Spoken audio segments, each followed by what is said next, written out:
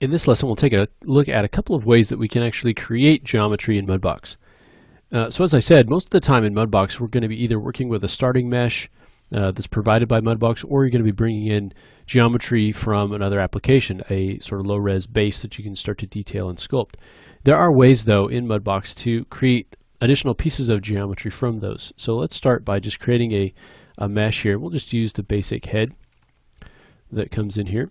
And so let's take a look at one of the ways we can do this. So let's say that we want to have maybe a section of this head to create either an eye patch or a hat or something that's going to fit on this character, but we want to have a different piece of geometry for this. So we can go into Select and Move. Let's go into our Faces selection. And now what we can do is come in and select some faces. So I'm going to turn off symmetry here. And I'm just going to select some faces kind of right around the eye in here. I'm going to turn this down a little bit. Maybe deselect some of those faces coming around that way. And let's get kind of an even loop around there. So let's say something like that.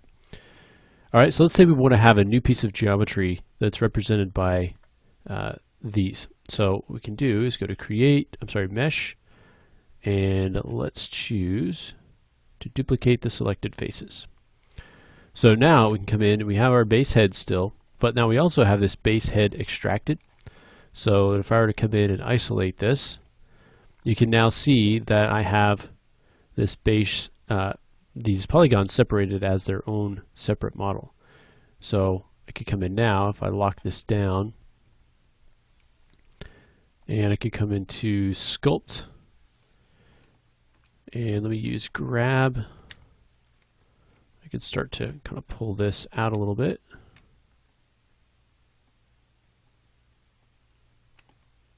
Okay, you can start to subdivide that if you wanted to. We'll talk about subdivision in just a minute. But we can come in and start to move this out. You can see my strength's pretty low. And so I can begin to do my sculpting on this new piece of geometry. All right. Now in addition, we can also use curves to create new geometry. So we can go into our curve tools. Let's choose to create a curve. And I'm just going to draw across the surface. So I'm going to draw a curve here. And I'm just going to draw kind of where I want the edges of the surface to be. So if I want kind of a nice quad, I'll come in and just think of this as real roughly drawing out the faces that you're going to eventually have. So I can come in here if I want to kind of extend this down a little bit, come down from that orange line, that orange circle. Okay, and then we can come across here. And once we've got those curves created, we can go ahead and go to Mesh, Create Mesh from Curves.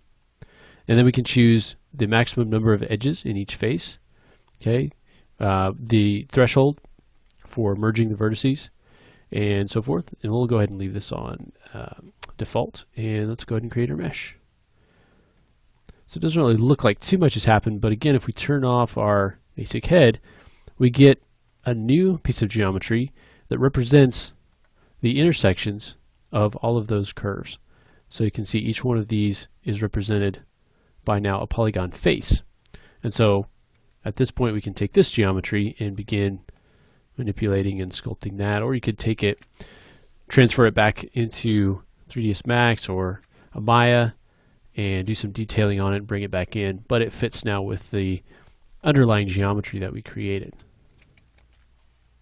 So let's look at a couple of real quick tools that you can use to duplicate geometry or faces directly from your model.